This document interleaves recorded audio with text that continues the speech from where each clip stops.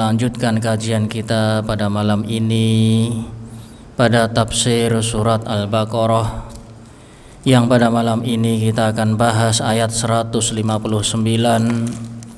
di mana Allah Subhanahu wa taala berfirman, innal ladzina yaktumuna ma anzalna minal bayyinati wal huda mim ba'di ma bayyanahu lin-nasi fil kitab ulaika yal'anuhumullah wa yal'anuhumul la'inun illal ladzina tabu wa aslahu wa bayyanu fa ulaika atubu alaihim wa anat tawwabur rahim. Sesungguhnya orang-orang yang menyembunyikan apa yang Allah turunkan dari bayyinah, dari penjelasan-penjelasan, dari hujjah-hujjah, wal huda, dan dari petunjuk, setelah kami jelaskan kepada manusia, setelah kami terangkan kepada umat manusia di dalam Alkitab, maka mereka adalah orang-orang yang dilaknati oleh Allah dan dilaknati oleh makhluk-makhluk yang melaknatinya, kecuali apabila mereka orang yang menyembunyikan kebenaran tersebut bertaubat. Dan tidak hanya bertaubat, wa aslahu, dan mau memperbaiki diri, merubah dirinya yang tadinya menyembunyikan, kemudian berubah dengan taubat, mau menjelaskan, wa bayyanu, dan mereka mau menerangkan kepada umat manusia akan taubatnya. Dia telah berpindah jalur, berpindah jalan dari keburukan menjadi kebaikan. Fa ulaika atubu alaihim, maka orang-orang semacam itu adalah orang-orang yang aku terima taubatnya. Wa ana tawwabur rahim, karena aku adalah zat yang maha menerima taubat lagi kasih sayang kepada hamba. Ikhwani fillah rahimani wa rahimakumullah, ayat ini kembali menjelaskan kepada kita tentang sikap-sikap orang-orang Yahudi dan orang-orang Nasrani yang sebelumnya sudah dijelaskan ayat-ayat yang sangat banyak. Kemudian menjelaskan tentang keutamaan Nabi Ibrahim dan syiar-syiar di dalam ajaran Ibrahim dan diabadikan di dalam syariat Islam, di antaranya salat menghadap kiblat Ka'bah, kemudian melakukan ibadah ritual haji, yang dimana di dalam ibadah haji terdapat syariat berjalan menuju Sofa, menuju Marwa. Kemudian di akhir ayat tersebut ditutup dengan bahwasanya Allah adalah syakirun alim, Allah adalah zat yang maha mensyukuri atas segala perbuatan hamba, dan Allah juga maha mengetahui. Maka di awal ayat ini, di antara pengetahuan Allah, ada orang-orang yang senantiasa berbuat buruk, berbuat kejahatan, berbuat yang tercela di dalam agama, yaitu apa? Menyembunyikan kebenaran. Allah maha tahu, sebagaimana Allah maha mensyukuri, membalasi hamba-hamba yang berbuat taat, berbuat kebajikan, diberikan pahala, bahkan diberikan kelipatan pahala hingga berkali-kali lipat. Namun juga Allah adalah zat yang maha tahu terhadap perbuatan hamba. Di antara perbuatan hamba adalah di mana hamba menyembunyikan apa yang Allah turunkan dari Alkitab. Kitab yang dimaksud adalah Taurat. Ayat ini turun kepada pendeta-pendeta Yahudi dan Nasara yang mereka menyembunyikan tentang kebenaran. Apa kebenaran yang disembunyikan? Tentang kebenaran kenabian Muhammad sallallahu alaihi wasallam. Mereka mengingkari, mereka menutupi, bahkan mereka mengganti, menyembunyikan. Mereka telah diberitahukan dalam kitab Taurat, kitab Zabur, bahkan kitab Injil, akan datang seorang nabi di akhir zaman yang menutup seluruh ajaran manusia, yang dimana ajarannya adalah ajaran yang diridhoi oleh Allah. Ajarannya adalah penuh dengan kenikmatan dan dilengkapkan kepadanya kebaikan-kebaikan, dan hanya Allah ridhoi sebagai keyakinan, yaitu Islam yang dibawa Nabi Muhammad SAW, namun mereka menyembunyikan, bahkan menghapusnya, bahkan merubahnya di dalam Taurat. Ya, di dalam Taurat mereka rubah semua. Maka Allah celah dalam ayat yang lain, fawailul lil ladzina yaktubunal kitaba bi aidihim. Maka celakalah orang-orang yang menulis, mencampurkan kitab Taurat dengan kitab yang ditulis oleh mereka tangan mereka.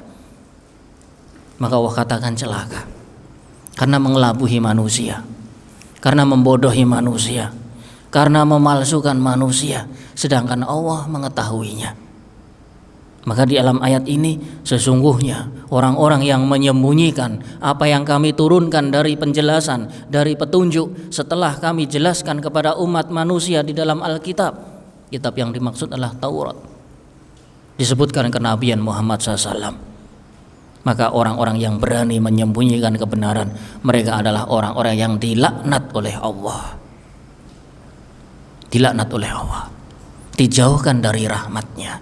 Orang yang berani menipu, ya, menipu umat, mengelabuhi umat, membohongi umat, tidak menjelaskan kebenaran, maka mereka itu adalah orang-orang yang hidupnya sengsara. Sengsara di dunia dan di akhirat. Jelas di akhirat Allah akan berikan pengadilan yang seadil-adilnya. Di dunia juga demikian. Ulaika yal'anuhumullah. Orang-orang yang semacam itu adalah orang-orang yang dilaknat oleh Allah, dijauhkan dari rahmatnya, dijauhkan dari kasih sayangnya.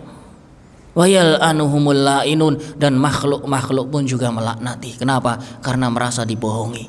Wah, kamu ternyata ngapusi. Wah, kamu ternyata bohong. Wah, ternyata kamu tidak jujur. Semua makhluk akan melaknat, dari kalangan malaikat, dari kalangan manusia, bahkan diriwayatkan oleh ahli tafsir binatang-binatang, makhluk-makhluk yang ada di bumi. Sebagaimana orang yang mengajarkan kebaikan, mengajarkan ilmu bermanfaat, mereka mendapatkan doa kebaikan dari Allah, dari malaikatnya, dari makhluk-makhluk, bahkan ikan-ikan yang berada di dasar jurang laut, mereka mendoakan kebaikan. Bagi siapa? Orang yang mengajarkan kebaikan. Maka sebaliknya, orang yang menyembunyikan kebaikan, menyembunyikan al-haq, menutupi di hadapan umat manusia akan kebenaran, tidak mau berbicara kebenaran, maka dia adalah orang-orang yang dilaknat oleh Allah, dilaknat malaikat, manusia, bahkan makhluk-makhluk di muka bumi ini. Resikonya sangat besar. Orang yang demikian itu hidupnya tidak akan tenang.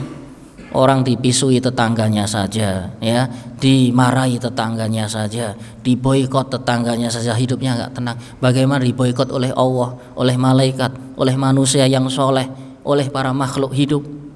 Hidupnya sengsara. Padahal manusia hidup itu penuh kasih sayang. Dia terusir dari kasih sayang Allah. Kita hidup itu dengan kasih sayang Allah, dengan kelembutan Allah. Orang-orang yang demikian berani menyembunyikan kebenaran, dia dilaknat oleh Allah. Allah murka kepadanya. Bukan hanya murka, laknat. Dijauhkan dari rahmat Allah, sebagaimana iblis. Iblis tahu kebenaran, tapi menyembunyikan.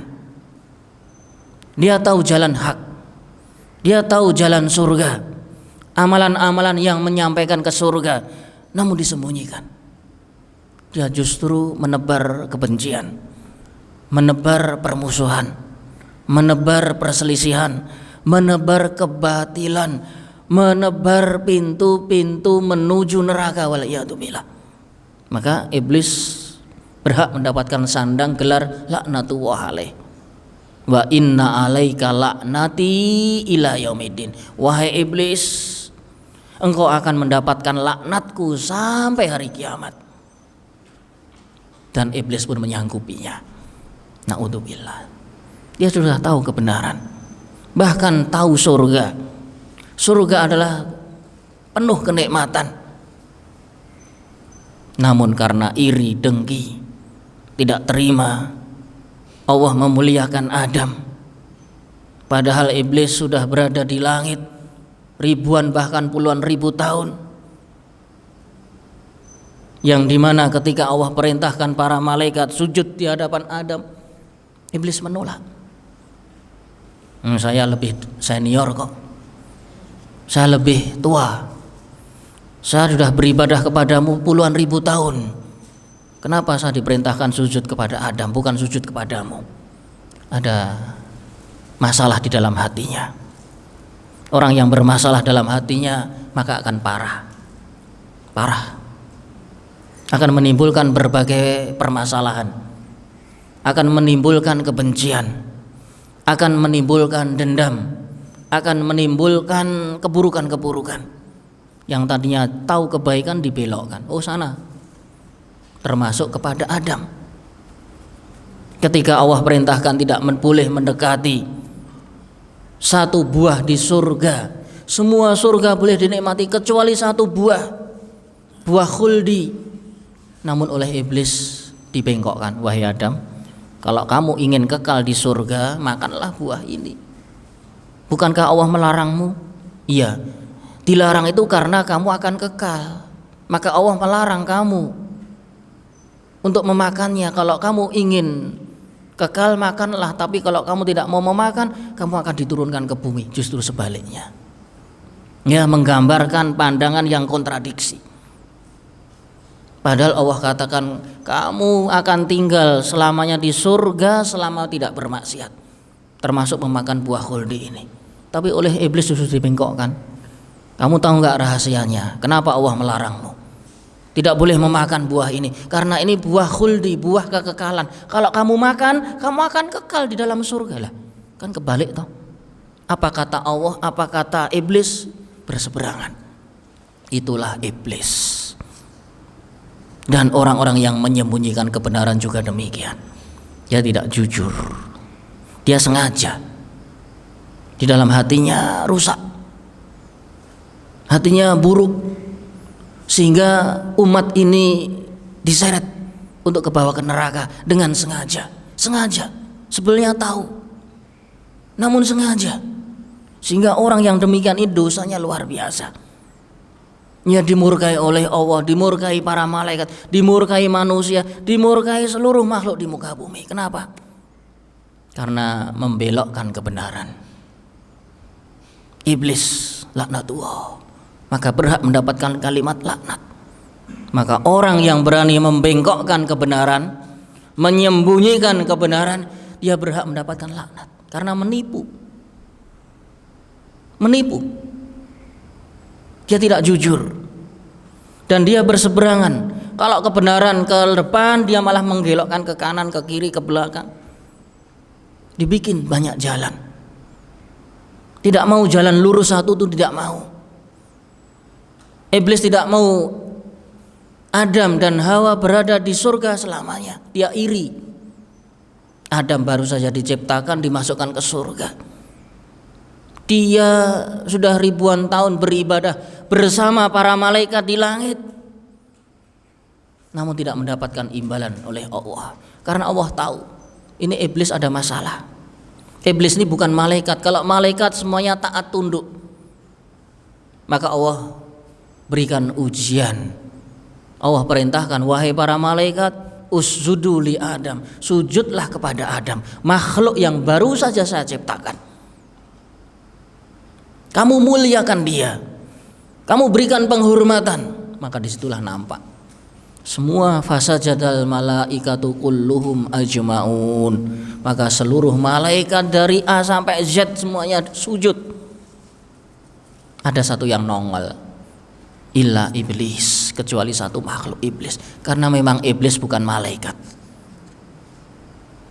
yang selama ribuan tahun bergaul bersama malaikat, beribadah kepada Allah, kepada malaikat, percuma ibadahnya. Di sini intinya bahwasanya ibadah itu tidak bermanfaat kecuali kalau hatinya selamat. Kalau hati yang berbolak-balik ini bersih, selamat, maka ibadahnya akan bermanfaat. Tapi kalau seorang hatinya keji, kotor, maka ibadah ribuan tahun, puluhan ribu tahun tidak akan ada manfaatnya. Bahkan Allah melaknatnya. Di sini pentingnya kesucian hati. Kita belajar itu tujuannya mensucikan hati, agar hati kita bersih. Kalau mengaji hanya timbul ya kedengkian, iri, ribut, ini hatinya tidak bersih, ini alamat percuma ibadahnya, sujudnya, rukuknya percuma ribuan tahun. Dan di situ diketahui oleh seluruh makhluk. Yang iblis selama ini bersama para malaikat rombongan ke sana kemari bersama, tahu identitasnya akhirnya. Ternyata dia iblis. Ablasa yublisu. Allah ciptakan dari pucuk api.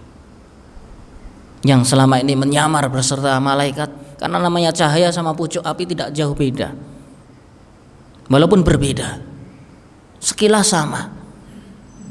Maka Allah ingin menampakkan kebohongan iblis, bahwasanya iblis yang selama ini bersama para malaikat terkuak hakikatnya. Sebenarnya siapa iblis itu?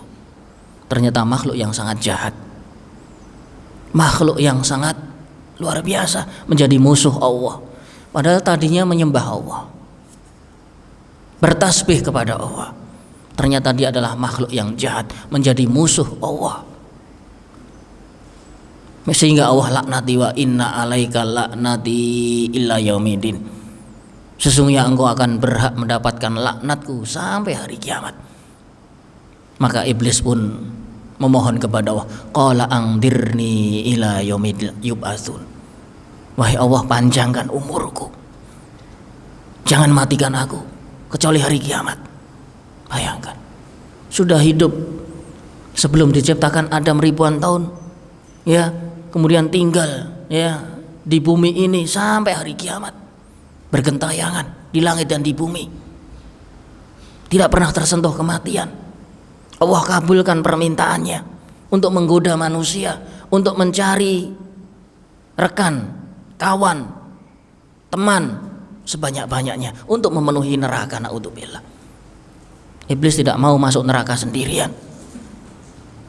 Dia akan mencari pengikut sebanyak-banyaknya, mencari korban sebanyak-banyaknya, menipu manusia, mengelabui manusia. Maka makhluk yang semacam ini berhak mendapatkan laknat. Maka orang-orang yang menyembunyikan kebenaran hakikatnya seperti iblis. Dia menipu umat. Dia tidak jujur kepada Allah. Dan Allah tahu suatu saat akan tersingkap hakikatnya. Ya, seperti para penyeru-penyeru yang mereka mengatakan penyeru Islam, ya ternyata mereka bukan penyeru pada Islam, penyeru pada hawa nafsu, hanya mencari pengikut, hanya memperkaya diri, hanya untuk ini dan itu. Semuanya ada waktunya. Iblis yang puluhan ribu tahun hakikatnya tersingkap menjadi musuh Allah. Maka orang-orang yang mengelabui manusia juga akan demikian, suatu saat akan terbongkar. Dan orang-orang semacam itu hidupnya tidak akan pernah tenang.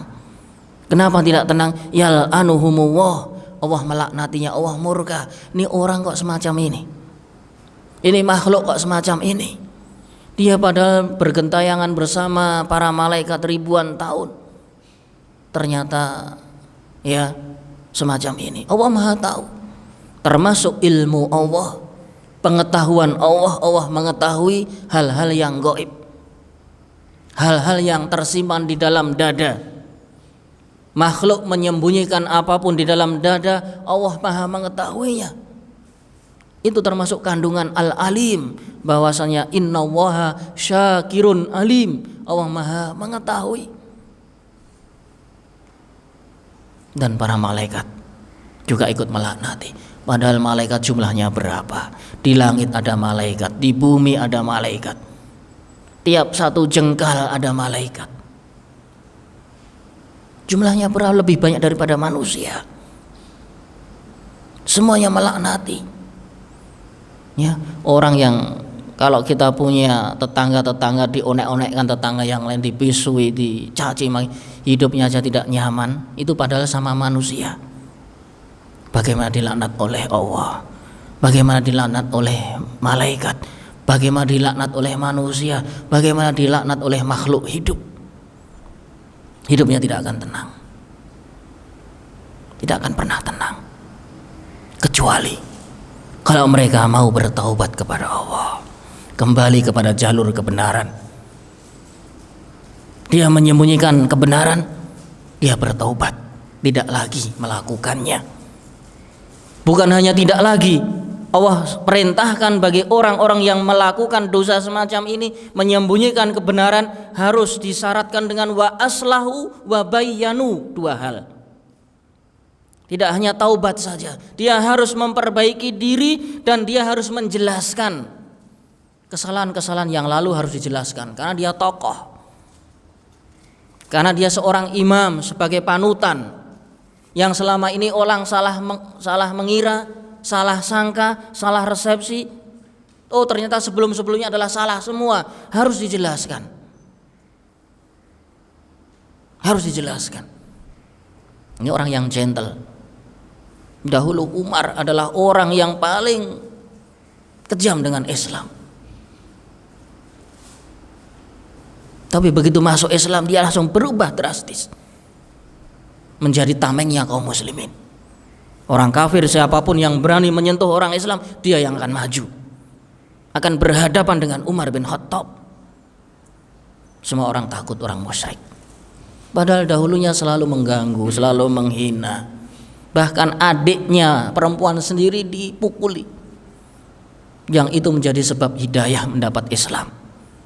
Ketika adiknya membaca lembaran mushaf yang dibaca sembunyi-sembunyi di malam hari, Umar bin Khattab tahu, marah, dipukul adiknya. Kenapa kamu mengikuti ajaran Nabi Muhammad? Mengikuti Muhammad, bukankah sudah aku larang? Keluarga ini tidak boleh mengikuti dekat-dekat, bahkan mendengar lantunan Al-Quran. Kenapa kamu malah membawa sesobek mushaf, kamu baca?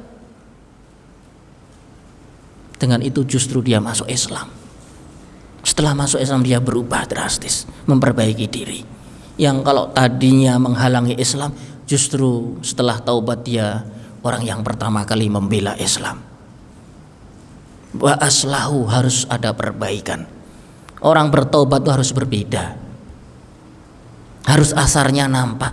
Kalau dulu dia pendosa, sekarang ditampakkan dia ahlu ibadah sekarang. Itu syarat taubat. Babayanu, dan tidak cukup berubah untuk dirinya, harus menjelaskan kepada umat manusia, saya telah berubah. Dulu saya mengatakan demikian itu salah, yang benar demikian. Dahulu saya berbohong, ini itu, yang benar adalah demikian. Umat sehingga tahu. Ini syarat taubat bagi orang-orang yang menyembunyikan kebenaran.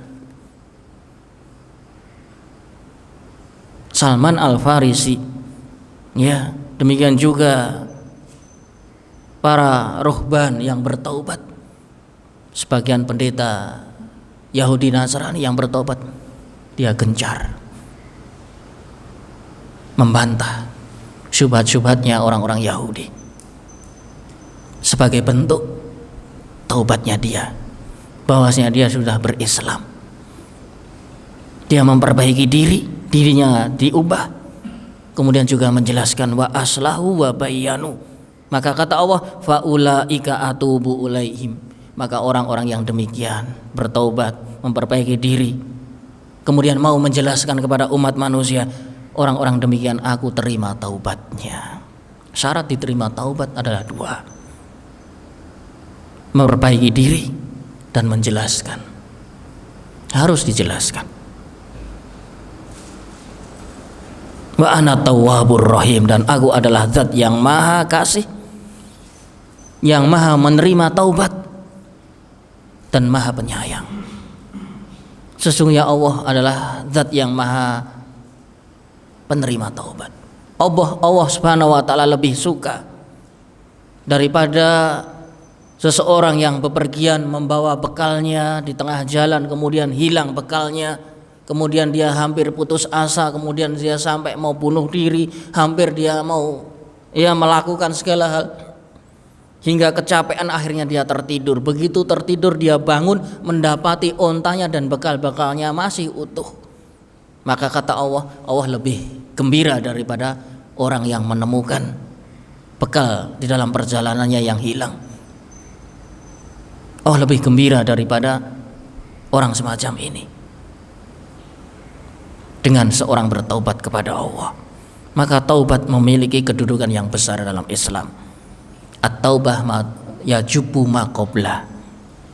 Yang namanya taubat menghapus sebelumnya, menghapus dosa apapun akan Allah hapus, termasuk dosa syirik.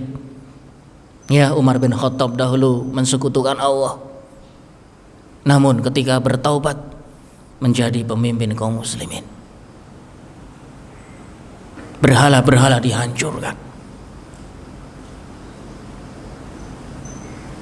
menjadi orang yang terdepan di dalam amar ma'ruf dan nahi mungkar. Sebagai bentuk apa? Bentuk taubat. Demikian pula yang lain, para sahabat-sahabat al-ajilla yang mereka sungguh luar biasa menjadi panutan kaum muslimin pada hari ini. Maka hendaknya sering-seringlah membaca sirah dan teladan para sahabat. Tadinya seperti apa, kemudian menjadi seperti apa. Dahulunya bagaimana, setelah bersyahadat terus bagaimana. Banyak. Bahkan para a'imah kaum muslimin dulunya adalah orang-orang yang juga tidak baik. Kemudian setelah dia bertaubat berubah drastis, bahkan menjadi imam. Termasuk para imam muhadditsin. Ini menunjukkan bahwasanya taubat, dengan taubat akan menghapus sebelumnya. Dia membuka lembaran baru. Bahkan dosa syirik pun, orang yang tadinya menyembah kepada selain Allah, kalau dia benar-benar bertaubat nasuha, Allah terima. Allah terima. Allah mengampuni dosa. Karena Allah adalah zat yang ar-rahim, maha kasih sayang kepada hamba. Al-Hafidz Ibnu Katsir di dalam tafsirnya menyatakan hadza wa'idun syadid liman katama ma ja'at bihir rusul min dilalatil bayyinah. Ayat ini merupakan ancaman yang sangat keras kepada orang-orang yang berani menyembunyikan kebenaran yang dibawa oleh para rasul, utusan-utusan Allah yang membawa petunjuk-petunjuk, yang membawa kebenaran-kebenaran, membawa hidayah yang bermanfaat untuk hati manusia. Setelah Allah terangkan kepada hambanya di dalam kitabnya. Berkata Abu Aliyah, nuzilat fi ahlil kitab, bahwasanya ayat ini turun kepada mereka ahli kitab, di mana mereka menyembunyikan sifat Nabi Muhammad SAW dan kenabiannya. Kemudian dihabarkan bahwasanya mereka adalah orang-orang yang Allah laknat dan dilaknati oleh malaikat dan manusia dan para makhluk. Sebagaimana orang yang mengajarkan kebaikan, orang yang menebar ilmu bermanfaat akan dimintakan ampun, akan didoakan kebaikan oleh seluruh makhluk, termasuk malaikat, manusia, bahkan hewan-hewan kecil di dasar lautan, bahkan hewan-hewan yang berterbangan di langit. Mereka semua akan meminta ampun kepada orang yang menyebarkan kebaikan. Allahumma ighfir lahum, Allahumma ighfir lahum, Allahumma ighfir lahum. Makhluk akan memohonkan maaf, ampunan kepada Allah. Karena yang namanya orang alim, orang berilmu, orang yang menyebarkan ilmu juga ada salahnya, bukan maksum. Yang namanya manusia tidak ada yang maksum. Pasti ada kesalahan, walaupun dia melakukan kesalahan, namun makhluk-makhluk, hewan-hewan semuanya memohonkan ampun. Ya Allah, ampuni dia. Ya Allah, ampuni dosa dia. Ampunilah kelalaian dia. Ampunilah kekurangan dia. Makhluk memohonkan ampunan. Karena walaupun seorang itu menyebarkan ilmu, tidak seperti Nabi. Nabi adalah maksum, yang terpelihara dari salah. Nabi begitu salah Allah tegur, langsung membenahi kesalahannya. Seperti ketika terjadi perang Badar, Abu Bakar mengutarakan suatu pendapat, Umar mengutarakan suatu pendapat, Rasulullah lebih condong pendapatnya Abu Bakar. Namun ditegur oleh Allah, yang benar adalah pendapatnya Umar. Akhirnya kembali Nabi kepada pendapatnya Umar. Dalam Usara Badr, ya, tawanan perang Badar, Abu Bakar jiwanya lunak. Ya Allah, bebaskan saja, maafkan dia. Tapi Umar, wahai Rasul, jangan. Perang Badar adalah cikal bakal peperangan. Kita harus tegas. Orang-orang yang ditawan, imam dipenggal kalau tidak ditebus. Rasulullah SAW jiwanya ikut kepada Abu Bakar, memberi maaf. Namun Allah turunkan ayat teguran kepada Rasulullah SAW, sehingga Rasulullah memperbaiki diri, sehingga beliau maksum. Tidak pernah salah dalam langkahnya, tidak pernah salah di dalam keputusannya, karena keputusan Nabi adalah datang dari wahyu. Namun manusia banyak kelemahan, banyak kekurangan. Amal ibadahnya pun tidak seperti Nabi. Maka kekurangan-kekurangan itu, walaupun banyak kekurangan, namun para malaikat mendoakan kebaikan dan memohonkan ampunan untuk Allah Subhanahu wa Ta'ala.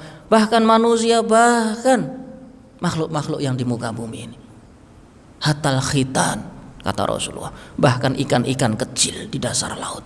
Ikan kecil tuh jumlahnya berapa? Dijaring tiap hari nggak pernah habis. Itu semuanya memohonkan maaf, ampun, doa kebaikan, doa keselamatan bagi penyebar kebaikan. Inilah keutamaan orang yang menyebarkan kebaikan dan berlawanan dengan orang yang menyembunyikan kebenaran. Sebaliknya, para malaikat melaknat, manusia melaknat, seluruh makhluk melaknat. Bikhilafil ulama, fahaulai bikhilafil ulama. Maka orang-orang yang menyembunyikan kebenaran adalah berbeda, lawan, berseberangan dengan ulama. Kalau ulama didoakan, mereka justru dilaknati orang-orang yang berani menyembunyikan kebenaran. Di dalam hadis dikatakan, ya, dari Abu Hurairah dan para sahabat yang lain, Rasulullah SAW pernah bersabda, man su'ila an ilmin fakatamahu al-jama uljima yaumal qiyamah bilijamin minnar. Barang siapa yang ditanya tentang ilmu, kemudian dia menyembunyikan ilmu tersebut, maka mulutnya akan dibungkam kelak hari kiamat dengan bongkahan api neraka. Akan disumpal, akan ditutup mulutnya dengan bongkahan api neraka. Naudzubillah. Balasan bagi orang-orang yang menyembunyikan kebenaran. Dia tahu kebenaran A, namun dia bilangnya Z. Arah kiblat mana? Sana. Dia bilangnya oh sana. Padahal dia tahu kebenaran, tapi tidak disampaikan, tidak diungkapkan. Iri, dengki, hatinya bermasalah seperti iblis. Maka kalau menyembunyikan ilmu, maka hari kiamat dia akan dilijam, akan ditutup, akan dibungkam mulutnya dengan api neraka. Dan Abu Hurairah juga pernah berkata, laula ayah fi kitabillah mahadastu ahadan syai'a. Kalau tidak disebutkan ancaman yang kuat, yang keras, menyembunyikan ilmu di dalam Al-Quran, niscaya aku tidak akan mengungkapkan satu hadis pun dari Rasulullah SAW. Kita ketahui Abu Hurairah adalah sahabat yang paling banyak riwayat hadisnya dari Rasulullah SAW. Lebih dari 6.000 hadis. Beliau banyak menghafal hadis dari Rasulullah. Kalau bukan ayat ini, aku tidak akan pernah meriwayatkan hadis dari Rasulullah. Bayangkan bagaimana asar para sahabat memahami ayat di dalam Al-Quran. Kalau bukan ayat ini, aku tidak akan menceritakan hadis-hadis Nabi SAW. Artinya apa? Menyebarkan ilmu adalah pahala. Dan orang yang menyembunyikan ilmu adalah dosa. Dosa.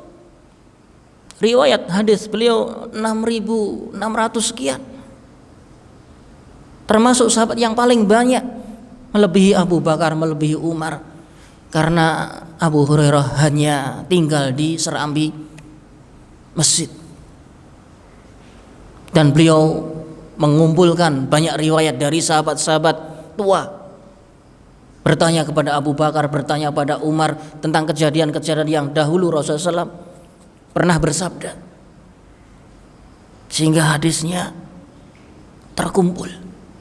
Dan beliau adalah sahabat yang tidak sibuk dengan khilafah, dengan pemerintah, dengan urusan kaum muslim. Beliau hanya menyibukkan diri dengan ilmu, sehingga hadisnya yang terbanyak. Beliau mengatakan dan jujur kepada dirinya, kalau bukan ayat di dalam Al-Quran, aku tidak akan mengungkapkan hadis-hadis Nabi SAW. Yaitu menyebutkan innal ladzina yaktumuna ma anzalna minal bayyinati wal huda. Sesungguhnya orang-orang yang menyembunyikan yang kami turunkan dari penjelasan-penjelasan dari petunjuk, mereka akan dilaknat oleh Allah, dilaknat oleh malaikat. Menunjukkan bahwasanya hadis Nabi juga adalah petunjuk dan hidayah. Karena Abu Hurairah memahami ini. Termasuk yang Allah turunkan yaitu hadis-hadis Nabi SAW. Karena Nabi SAW tidak berbicara kecuali dengan wahyu, memberikan keputusan kecuali dengan wahyu. Ketika keputusan keinginan beliau salah, Allah tegur. Allah tegur secara langsung di dalam ayat Al-Quran. Maka lahumul khiyarah. Tidak ada pilihan. Semuanya datang dari Allah Subhanahu wa taala sebagai wahyu. Maka hadis-hadis Nabi berdasarkan ayat ini termasuk apa yang Allah turunkan. Dan umum, semua kebenaran yang datang dari Allah, dari Rasulnya adalah kebenaran, termasuk apa yang Allah turunkan. Maka kalau menyembunyikan atau ditanya tapi diam, tidak berterus terang, ini termasuk menyembunyikan ilmu, menyembunyikan apa yang Allah turunkan di dalam Al-Quran, di dalam sunnah Nabi SAW. Di dalam hadis Bara' ibnu Azib dikatakan, kunna ma'an Nabi SAW fi janazatin. Suatu hari kami bersama Rasulullah SAW dalam satu jenazah. Kemudian beliau pun, Rasulullah SAW bersabda, innal kafir, sesungguhnya orang kafir akan dipukul di antara jidatnya ini oleh para malaikat, sehingga dia berteriak,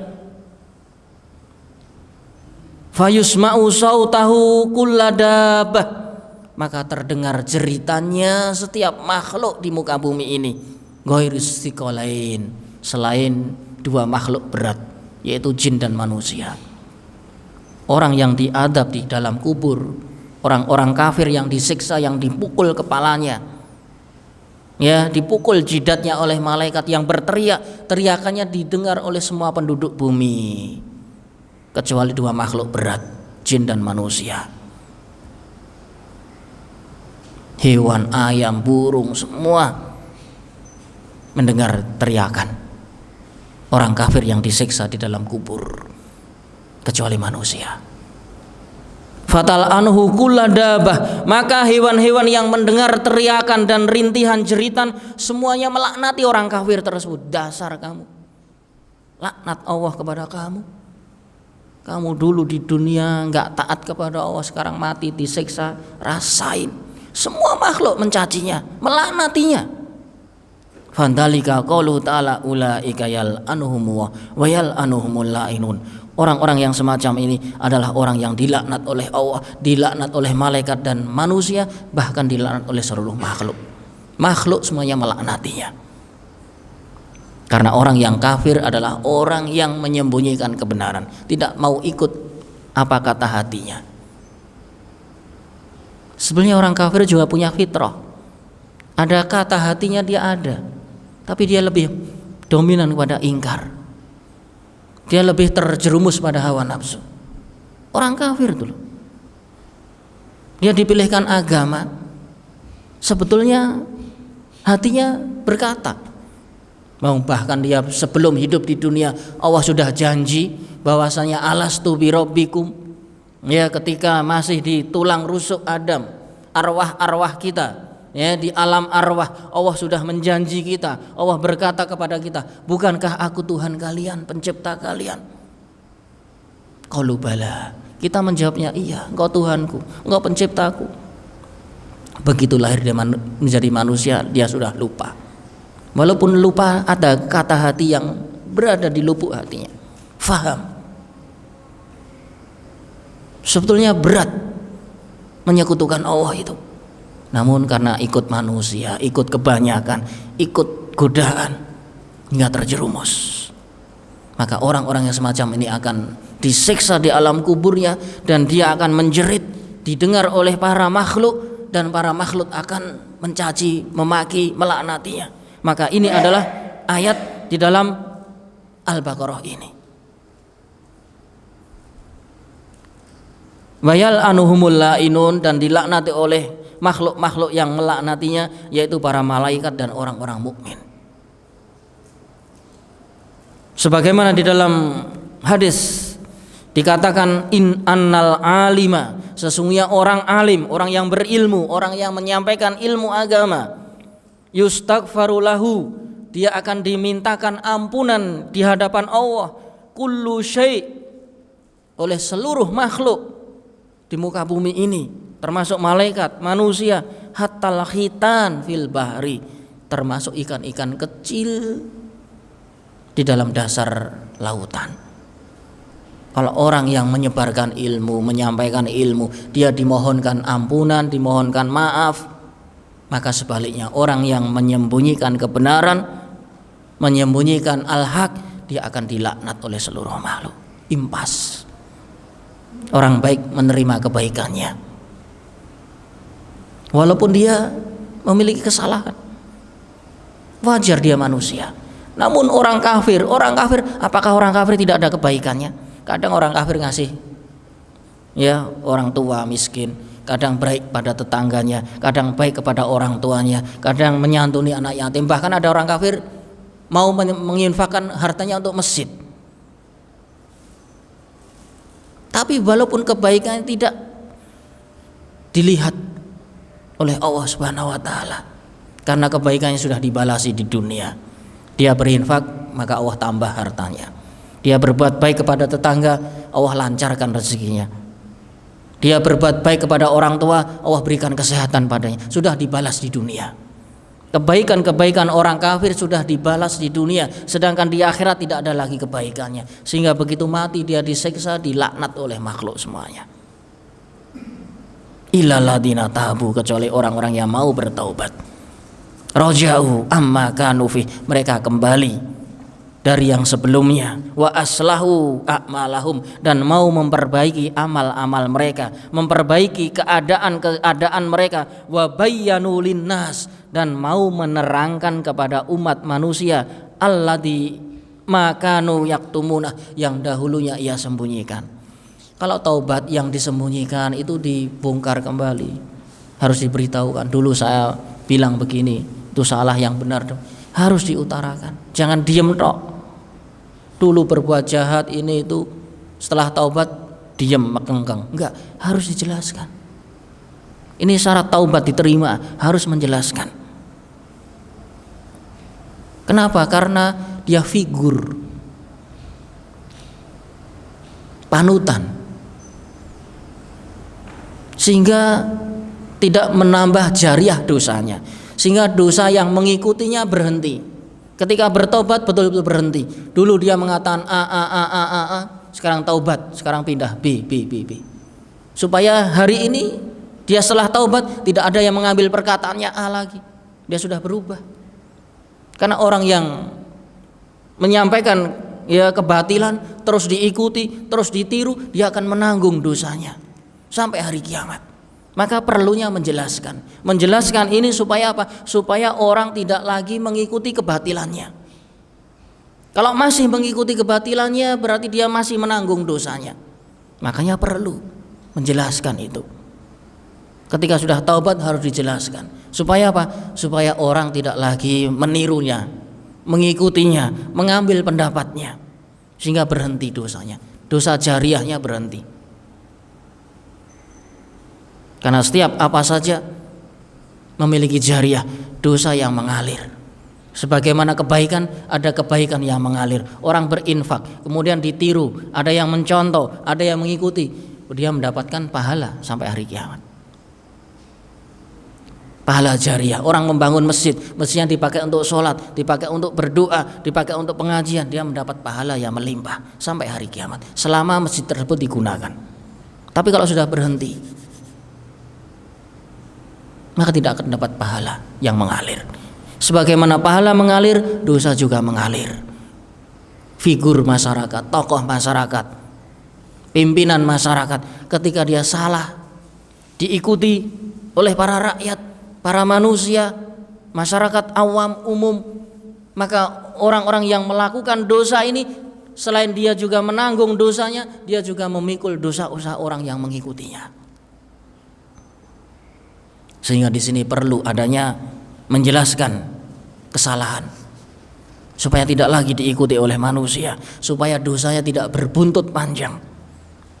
Waqad warada annal umam as-sabiqah lam takun fi taubah tuqbal min misli haula'i minhum. Dalam ajaran Bani Israel tidak ada istilah taubat. Menghentikan dosa itu tidak ada. Yang ada hanya dalam syariat Islam. Maka ini termasuk kasih sayang Allah Subhanahu wa taala, di mana taubat merupakan syariat Nabi at-taubah, seorang nabi yang diterima taubatnya, seorang nabi yang rahmah, nabi yang dikasihi, yang membawa kasih sayang oleh Allah Subhanahu wa taala. Alaihim laknatullahi wal malaikati wan nasi ajmain la yukhaffafu anhumul adzab. Mereka tidak akan diringankan dari siksanya. Maka ini adalah dosa yang sangat besar. Ya, dosanya akan mendapatkan jariah, akan berpanjang, berbuntut. Dosanya akan mengalir. Berkata Imam Sa'di, hadhil ayah wa in kanat nazilah fi ahli kitab. Ayat ini walaupun turun kepada ahli kitab, dari apa-apa yang mereka sembunyikan dari kenabian Rasul, namun hakikatnya ayat ini umum kepada umat manusia ini. Siapapun yang memiliki dosa menyembunyikan kebenaran, dosanya akan dilaknat Allah, dilaknat malaikat, dilaknat para makhluk. Umum. Karena dalam kaidah tafsir, ya, umumil ayah la bi khususi bi khususi asbab. Bahwasanya ayat berlaku secara umum, bukan hanya identik dengan kekhususan sebab. Ini sebabnya perilaku orang Yahudi, namun ayatnya turunnya secara umum, maka berlaku umum. Walaupun tadinya membahas orang-orang Yahudi, tapi berlaku pula kepada umat Islam. Umumil ayat. Al-ibrah bi umumil lafzi la bi khususis sababi. Ini kaidah tafsir. Ya, para mufassirun selalu menggunakan kaidah ini. Al-ibrah yang menjadi ibrah, yang menjadi kaidah, yang menjadi sandaran, yang menjadi patokan keumuman ayat, bukan kekhususan sebab. Kalau hanya fokus pada sebabnya ini, sebabnya itu, ya nanti tidak berlaku dong ayat ini. Maka berlaku untuk umum, semua apa saja yang berkaitan menyembunyikan ilmu, yang berkaitan menyembunyikan kebenaran, maka dosanya semacam ini. Dosanya akan berbuntut, akan jariah, akan mengalir terus. Wal bayyinah, sedangkan bayyinah adalah kebenaran, huda adalah petunjuk. Siapapun yang menyembunyikan petunjuk syariat Islam, maka ancamannya ini, dia akan diancam mendapatkan laknat oleh Allah, oleh malaikat dan makhluk-makhluk. Maka ini sangat bahaya sekali. Semoga kita terhindarkan dari dosa yang keji ini, dan kita selalu bisa beramar ma'ruf dan nahi anil mungkar hingga pahala kita melimpah dan terus menerus berkepanjangan jariah, sebagaimana Allah akan semoga mengampuni dosa kita, khilaf kita, kekurangan kita. Walaupun kita memiliki dosa, namun Allah memaafkan, malaikat mendoakan, dan para makhluk mengistighfarkan diri-diri kita sehingga kita dimasukkan ke dalam surganya Jannatun Naim. Subhana wa bihamdika asyhadu an la ilaha illa anta astaghfiruka wa atubu ilaik. Assalamualaikum warahmatullahi wabarakatuh.